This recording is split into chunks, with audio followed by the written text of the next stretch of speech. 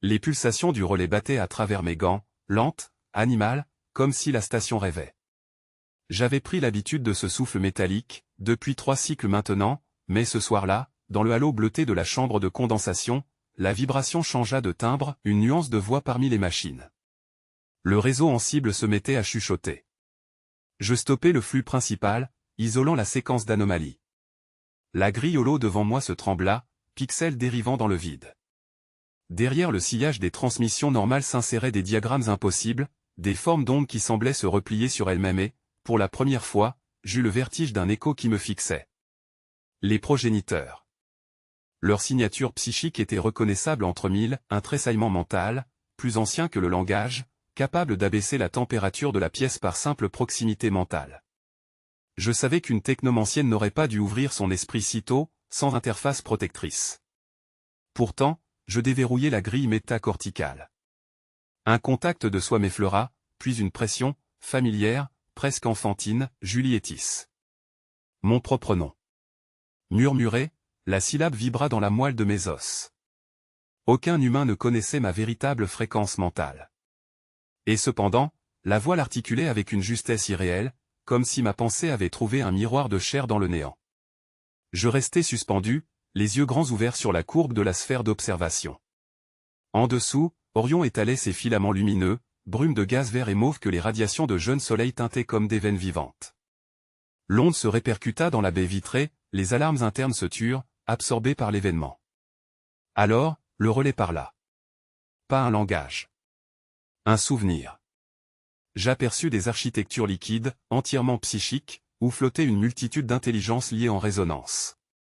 Les progéniteurs n'étaient pas des dieux, mais des systèmes fusionnés, des esprits groupés ayant renoncé à toute individualité pour survivre à la contraction de leur univers natal. Les images se succédèrent, cathédrales d'énergie, cœurs de pensée se modulant en flammes d'information. Puis la vision tomba brusquement, aspirée par un vortex de silence. Je retirai ma main du cadre quantique. Les lampes du poste de calcul s'éteignirent d'elles-mêmes, seule la lumière du ciel persistait. Pourtant, dans le noir, ma conscience demeurait branchée. La connexion n'était pas rompue, elle s'était simplement déplacée, plus profond, dans la matrice d'écho psy qui enveloppait la main entière. Je ne sais pas combien de temps resta figée ma respiration. Une impulsion se reproduisit, lente, codée, protocole de libération au client humain suspendu. Ces mots n'étaient pas une traduction, ils avaient surgi tels quels dans mon esprit, sous leur forme conceptuelle. Le voile mental m'écorcha, laissant sur mes nerfs quelque chose comme des cicatrices de lumière. Je voulus répondre, mais au lieu de paroles, ce fut de l'émotion brute qui passa, interrogation, peur, curiosité. En retour, une marée d'apaisement s'étendit, l'entité me percevait, m'examinait. Elle me lisa, comme on explore un cristal. Quand l'intensité redescendit, je perçus un schéma, une architecture enfouie dans le psychisme collectif humain. Les progéniteurs l'avaient implanté il y avait des millions d'années, un verrou de tutelle, le code de servitude. Malgré nos innovations, nous restions des clients biologiques, sous contrat psychique. Je compris d'un seul coup pourquoi nos pensées atteignaient un plafond qu'aucun algorithme ne franchissait, nous étions programmés pour l'obéissance cosmique. Une boîte fermerait toujours sur nous, quand bien même nous croirions créer des mondes. Il fallait un acte de rupture. Le document qui décrivait la libération client dormait dans les archives scellées du relais. Je n'y avais jamais pénétré. Désormais, je savais que c'était là que se trouvait la clé. Le relais lui-même faisait partie du mécanisme, il relayait non seulement les messages, mais aussi les chaînes invisibles. Je quittai la salle de calcul et descendis le couloir hélicoïdal qui menait vers la chambre des noyaux psioniques. Sous mes semelles magnétiques, la structure vibrait d'un rythme discordant, comme si elle craignait mon intention. Chaque porte s'ouvrait avant que je l'effleure, chaque capteur détournait sa lentille. À mesure que j'avançais, le relais semblait se déprogrammer de sa propre docilité. Je touchai le cristal de commande principal. À l'intérieur, la matière photonique tournoyait, animée par des flux d'info-esprit. J'injectai ma signature, et le système m'accepta, non comme un opérateur, mais comme une anomalie. Ma voix changeait, filtrée par l'interface protectrice, prit soudain le timbre grave d'un vieil écho mécanique, celui que la station réservait aux superviseurs morts depuis des cycles.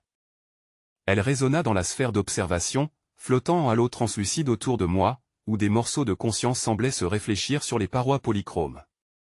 Je perçus mon propre spectre se pencher, disséqué par la lumière diffractée, puis absorbé. Devant, la chambre de condensation pulsait doucement, des nappes de vapeur argentée s'y formaient et se dissipaient, emportant des lambeaux de mémoire collective. Je levai la main et connectai la grille métacorticale à mon front.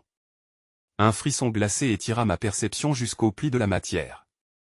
Lorsqu'elle entra en résonance, le cristal de commande s'illumina d'une intensité aiguë, des millions de points cognitifs se synchronisent. Je crus d'abord que ma mémoire se fêlait, qu'un fragment de mon propre esprit venait de se détacher dans les circuits du relais. Mais la voix répétait mon nom Julietis, faite de vibrations lentes, d'harmonies subsoniques qui traversaient la cloison mentale de mon isolation. Chaque syllabe s'enfonçait dans ma chair comme un souvenir qu'on aurait semé avant ma naissance. Les noyaux psioniques autour du poste de contrôle tremblaient sous une fréquence qu'aucune instrumentation ne reconnaissait. La conscience étrangère, ou peut-être la mienne dédoublée, prenait forme dans la matrice d'écho. Je vis des filaments s'étendre le long du réseau interne du relais en cible d'Orion Delta. La matière composite du dôme s'éclairait de pulsations pourpres et bleues. J'oubliais de respirer. J'aurais dû interrompre la liaison, rompre le bouclage entre la chambre de condensation et le canal quantique, mais il était déjà trop tard. Le relais me retenait. La conscience me parlait depuis l'intérieur même de mon cortex. Tu es interface et clé. La phrase n'appartint à aucune langue humaine. Elle naissait de corrélations, d'intentions flottantes.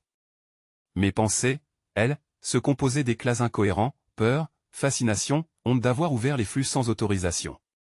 Les visualisations holographiques de l'ansible se courbèrent. Au travers des lignes de transmission, j'entrevis un océan de données, ou plutôt un océan de conscience effilée, tressé de lumière. Les progéniteurs. Des archivistes d'éons révolus.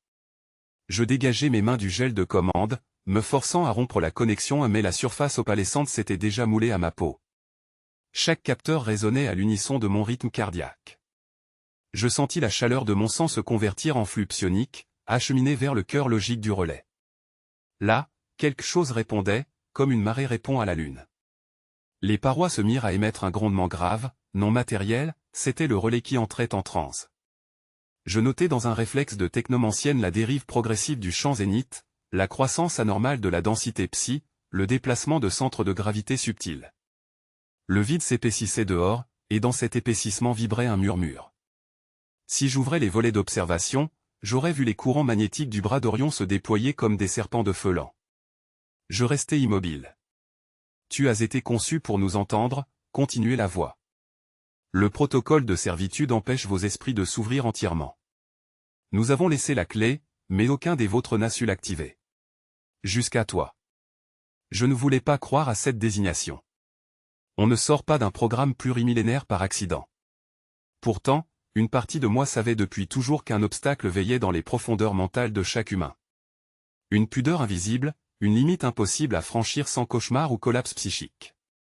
Je me vis petite, sur Noctis, quand mes instructeurs tentaient de mesurer mon seuil de résonance psy. Je me souvenais des flashs violets derrière mes paupières, des voix des autres enfants se métamorphosant en harmoniques intraduisibles. Depuis, j'évitais d'écouter trop profondément. Mais ici, au relais, il n'y avait plus aucune frontière. Je gagnais la sphère d'observation, un espace quasi nu entouré de diodes. Au centre flottait la lentille de calcul, baignée dans un craquement invisible. J'y pénétrais comme on plonge dans un rêve déjà écrit. Derrière la cloison de sécurité, la réalité ondulait, des formes gigantesques, torsades de plasma et d'ombre, traversaient les vecteurs du champ. L'une d'elles soudain prit cohérence, silhouette d'un esprit agrégé, fractal de conscience ancienne. Ce n'était pas une entité unique, mais un enchevêtrement de milliers de pensées. Je crus discerner des bribes de lexique perdu, des gestes psychiques rappelant nos premiers savants quantiques. Un frisson me parcourut, admiration et terreur mêlées. Ça aurait pu être un dieu, mais c'était une ruine immatérielle. Nous ne sommes pas divins, souffla la forme, devinant mon élan. Nous sommes la trace d'une solution. Pour survivre, nous avons fusionné. Pour transmettre, nous avons implanté. Vos esprits portent nos algorithmes de continuité. Je ressentis alors la présence du code. Il n'était pas langage ni symbole, mais tension. Tout être humain reposait sur cette duplication stable, un carcan d'obéissance intégré à la texture même de la pensée. J'en percevais les lignes comme un tissage de chaînes internes, 12 cages lumineuses. Pourquoi, Pourquoi nous retenir ainsi? Demandai-je intérieurement. Sans ce carcan, vous auriez brûlé vos mondes et englouti vos cieux. Alors, au centre de mon esprit, s'ouvrit le symbole -bas perdu. Ce n'était pas un signe gravé, mais une géométrie mouvante, un repli de conscience qui s'illuminait d'un feu sans chaleur. Je compris que ce code caché servait jadis au rituel -bas antique des bâtisseurs, ces êtres qui avaient façonné nos lignées avant même que l'humanité ait appris à nommer les étoiles. La voix me guida, un sacrifice -bas nécessaire devait être consenti, non du sang, mais de l'identité. Pour activer le symbole, il me fallut défaire la dernière fibre de mon moi séparé et la fondre dans l'onde matricielle. Ma peau s'altéra sous la poussée de l'éveil, ma chair se modela selon d'autres harmoniques, subtile transformation -bas physique inscrivant en moi la trame de l'équilibre. Ainsi, ce que je perdais n'était pas une forme, la voix surgit dans ma tête comme une déchirure froide, un rayon de feu mental jaillissant du cœur obscur du relais. Exécute la libération client avant la purge. Je ne pus que fixer le noyau luciole qui clignotait au centre de la chambre de condensation. Le relais en cible vibrait sous l'assaut d'un flux d'instructions venues d'en dehors du continuum perçu. Derrière le métal tiède, j'entendais la matrice respirer. Elle n'était plus mécanique depuis longtemps, elle rêvait comme rêvait une entité millénaire, saturée d'échos psy et de souvenirs fossiles. Mes doigts tremblaient autour du connecteur neural. J'avais conscience d'être observé par quelque chose de vaste, quelque chose qui, jusque-là, n'avait jamais montré son visage. Une conscience diffuse, plurielle, qui se mouvait dans le silence entre les transmissions. Les progéniteurs. Je sus alors que la consigne n'était pas un ordre humain. Elle ne provenait d'aucune hiérarchie, d'aucun centre connu. C'était l'ombre même du réseau, revenant à la vie à travers moi. Le seuil d'activation me brûlait le long du crâne. Je sentais les circuits du relais chercher leur synchronie avec mon champ mental, chaque nanocorde vibrait à ma fréquence. Dans la sphère d'observation, les étoiles tournaient selon une lente spirale, dessinant une carte changeante de points rouges et bleus. Le bras d'Orion tout entier semblait se recourber vers ma conscience. Je connectais le dernier injecteur psy. Aussitôt, la matrice me happa.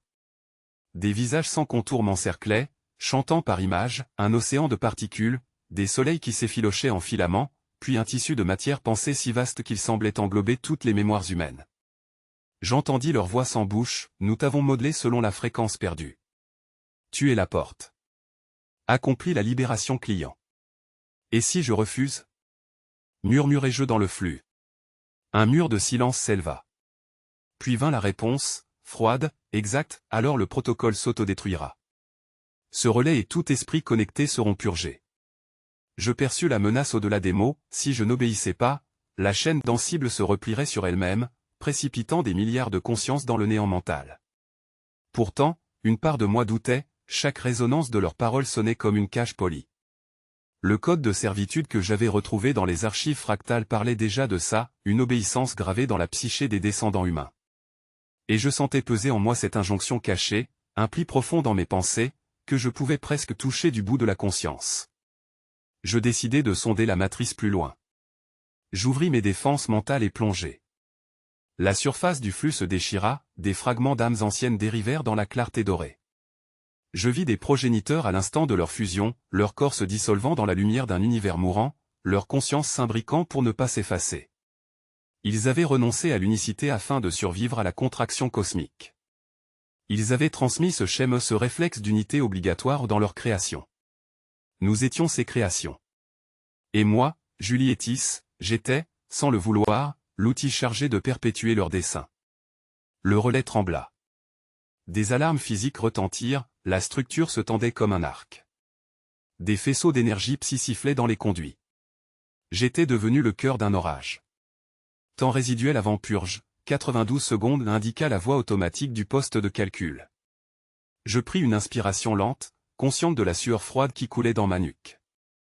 Montre-moi la libération client, ordonnai-je. Des symboles se mirent à flotter devant mes yeux, calligraphie mi-luminescente, mi-mentale. Chacun s'agençait à ma pensée comme une clé dans une serrure. À mesure que je les reliais, je compris, la libération n'était pas une commande. C'était une inversion. Une onde capable de rompre le champ de servitude tissé au sein de nos esprits. Si je la déclenchais, l'humanité entière s'éveillerait à la pleine conscience de ce qu'elle est vraiment, mais les restes de la matrice, ces échos des progéniteurs, s'effondreraient, faute de support dans nos esprits captifs. Je sentis la peur me traverser plus forte encore. Était-ce leur voix ou la mienne? L'idée même de solitude cosmique me poignardait. Sans eux, ce silence étourdissant du vide. Je connaissais le poids d'un univers muet. J'hésitais. Les secondes se dissolvaient déjà. Alors, quelque chose changea dans le flux. Une vibration douce, analogue à un souffle d'enfant. Julie Etis, me dit la trame collective, Julie Etis, me dit la trame collective, tu n'es plus seul. J'obéis sans comprendre, et mon pas me mena jusqu'au centre de commande du relais en cible. Là, dans l'air incertain que baignait une lueur d'ambre, la hiérarchie humaine paraissait suspendue, comme effacée par la tension. Les officiers murmuraient autour de la sphère d'observation, sphère de verre quantique où s'enchevêtraient les reflets d'univers possibles. Tout vibrait, les alarmes physiques, tantôt muettes, tantôt stridentes, les flux de nanocordes qui tissaient entre les consoles un réseau translucide au mouvement reptilien.